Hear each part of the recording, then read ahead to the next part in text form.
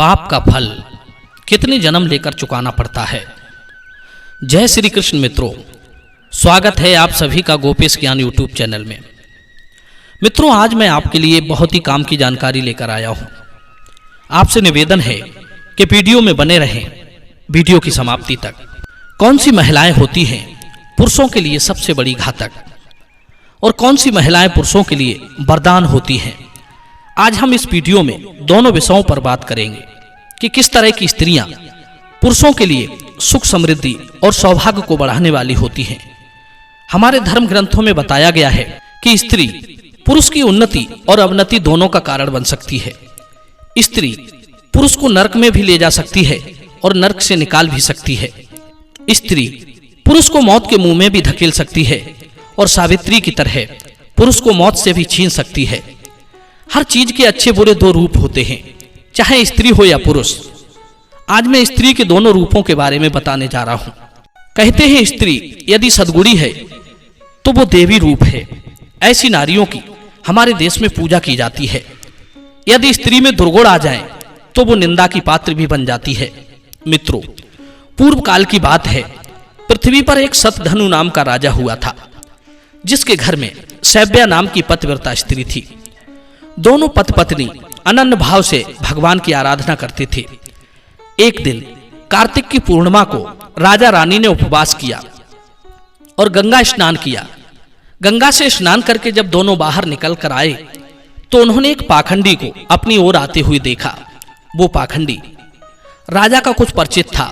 राजा के जो धनुर्वेद आचार्य थे वो उनका मिलने जुलने वाला था, इसलिए राजा उससे मित्रवत व्यवहार करते हुए बतलाने लगा। किंतु रानी ने उसका कोई आदर नहीं किया। रानी चुपचाप खड़ी रही, सोचने लगी, मैंने एक पाखंडी का दर्शन कर लिया है, कहीं मुझे पाप न लग जाए।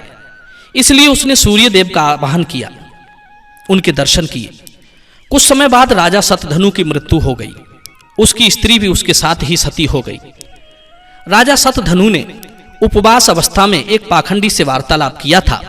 उसी दोष के कारण उसे कुत्ते का जन्म मिला और उसकी शुभलक्षणा पत्नी राजा काशी नरेश की कन्या बनी। मित्रों, संयोग से उसे पिछले जन्म की सब बातें याद थी और वो सब प्रकार के विज्ञान में संपन्न भी थी। राजा काशी नरेश ने अपनी कन्या का विवाह करना चाहा, परंतु राजकुमारी ने विवाह करने से मना कर दिया था। वो अपने पूर्व जन्म के पति को ही पाना चाहती थी, क्योंकि वो पूर्व जन्म में पतिव्रता स्त्री थी और पतिव्रता स्त्री के ये लक्षण होते हैं कि वो जन्म जन्मांतर तक एक ही पति का संग चाहती है। इधर राजकुमारी ने अपने पूर्व जन्म के पति को ध्यान धरकर देखा तो वो विदिशा नगर में एक कुत्ते के रूप में दिखाई पड़ा। राजकुमारी फौरन उस कुत्ते के पास पहुंची और आदर पूर्वक उस कुत्ते को भोजन कराया और उसे पिछले जन्म का अपना पति जानकर उसे प्रणाम करती हुई बोली, हे महाराज, आप अपने उस कर्म को याद कीजिए जिसके कारण आज आप कुत्ते की योनि में उत्पन्न हुए हो। क्या आपको याद नहीं कि गंगा स्नान के बाद आपने एक पाखंडी से वार्तालाप किया था, जिसके कारण ये नीच योनि प्राप्त हुई है। मित्रों, काशी नरेश की कन्या के याद दिलाने पर कुत्ते ने अपने उस कर्म को याद किया जिससे वो कुत्ता बना था। पिछली बातों को याद करके वो बड़ा दुखित हुआ। उन्हें सोच सोचकर वो उदास रहने लगा। भोजन पानी भी छोड़ दिया और धीरे धीरे वो कुत्ता बहुत कमजोर हो गया और कुछ दिनों के बाद नगर से बाहर जाकर उसने अपने प्राणों को छोड़ दिया। मित्रों, कुत्ते के शरीर से उसे मुक्ति तो मिल गई, लेकिन पूरी तरह से वो मुक्त नहीं हुआ था। कहते हैं मनुष्य के द्वारा किया गया पाप कई जन्मों में भोगना पड़ता है। कुत्ते की योनि को भोगने के बाद उसे अगला जन्म सियार के रूप में मिला। राजकुमारी ने पहले की तरह अपनी योग दृष्टि से फिर पता लगाया तो पता चला कि उसका पति कुत्ते योनि से छूटकर सियार की योनि में पहुंच गया है। राजकुमारी फिर उसे तलाश करती हुई उसके पास पहुंची और उससे कहा, हे महाराज, आप अपने पिछले 2 जन्मों को याद करो। प्रथम जन्म में आप एक राजा थे। एक पाप कर्म ने आपको कुत्ता बनाया। कुत्ते के शरीर में जब आप आए थे तो मैंने तुम्हारा पिछला जन्म याद कराया था। मैं आपकी 2 जन्म पहले की पत्नी हूं। मित्रों, राजकुमारी की याद दिलाने पर सियार ने भी अपने शरीर का त्याग कर दिया, लेकिन अभी भी उसे पूर्णतया मुक्ति नहीं मिली थी। अगले जन्म में राजा सतधनु भेड़िया बना। राजकुमारी ने उसे फिर बीते 3 जन्मों को याद कराए। उसके बाद वो गिद्ध रूप में पैदा हुआ। फिर उसके बाद कौवा बना। कौवा के बाद उसे मोर का जन्म मिला। राजकुमारी उसके हर जन्म पर नजर बनाए हुए थी। उसे इंतजार था उसके मनुष्य बनने का। जब वो मोर के रूप में पैदा हुआ तो काशीराज की कन्या उसे अपने पास बगीचे में रखने लगी। उसे क्षण क्षण पर आहार देती थी और उसकी सेवा करती थी। प्रिय बंधु, उन्हीं दिनों की बात है। राजा जनक ने एक अश्वमेध यज्ञ किया था। काशी नरेश की कन्या उस मोर को लेकर राजा जनक के यहाँ पधारी। उस अश्वमेध यज्ञ में यज्ञ की समाप्ति पर किए जाने वाले स्नान के जल से उसी मोर को स्नान कराया और स्वयं राजकुमारी ने भी उसी जल से स्नान किया और फिर मोर के पिछले कई जन्मों का स्मरण कराया। मोर को जब अपने पिछले जन्मों का ध्यान आया कि वो अब से 7 जन्म पहले एक राजा था, उपवास में एक पाखंडी से वार्तालाप करने से वो पापी बनकर एक कुत्ते की योनि में पैदा हुआ, फिर सियार बना, उसके बाद भेड़िया, फिर गिद्ध और फिर कौवा बना, अब मोर बना हुआ है। पिछले जन्मों की याद करते करते उसने अपने प्राण त्याग दिए और उसके बाद राजा जनक के यहाँ पुत्र रूप में उत्पन्न हुआ। मित्रों, जब वो मनुष्य बन गया तब काशीराज की कन्या ने अपने पिता से कहा कि पिताजी, वो अपने पूर्व जन्म के पति जो राजा जनक के यहाँ पुत्र रूप में उत्पन्न हुए हैं, उनसे ही अपना विवाह करना चाहती है। प्रिय मित्रों, राजा ने अपनी पुत्री का स्वयंवर किया। स्वयंवर में आए हुए समस्त राजाओं में राजकुमारी ने अपने पति को पहचानकर उसके साथ विवाह कर लिया। मित्रों, एक छोटे से पाप का दंड राजा सतधनु ने 7 जन्म में भोग कर चुकाया। एक पाप ने उन्हें 6 जन्मों तक अधोगति में गिराया। जो लोग हर रोज पाप करते हैं उनके लिए तो करोड़ों जन्म कम पड़ जाएंगे।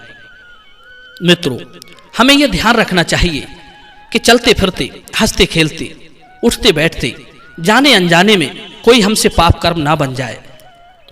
कहानी का अर्थ यह है कि स्त्री यदि सद्गुणी है तो वो पुरुष को नरक में जाने नहीं देगी और चला भी जाए तो उसे नरक से भी मुक्त करा लेगी।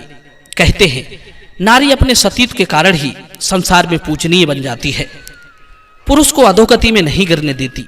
नारी का उसका सतीत्व ही उसका रूप है, उसका धर्म है, उसका बल है और गुणों में सबसे बड़ा गुण है। सदाचारी स्त्रियों के कारण पुरुष सौभाग्यशाली, समृद्धशाली, शक्तिशाली बन जाता है। इस बात का प्रमाण है जालंधर की कथा से। जालंधर अपनी स्त्री के कारण ही अजय बन गया था। मित्रों, और स्त्री यदि दुराचारी हो तो उसे कंगाली, बदहाली, गरीबी, लाचारी, दुख दरिद्र घेर लेते हैं। वही स्त्रियां घर को स्वर्ग बनाती हैं जिनके आचरण और व्यवहार धर्म अनुकूल होते हैं। कहते हैं स्त्री घर की लक्ष्मी होती है।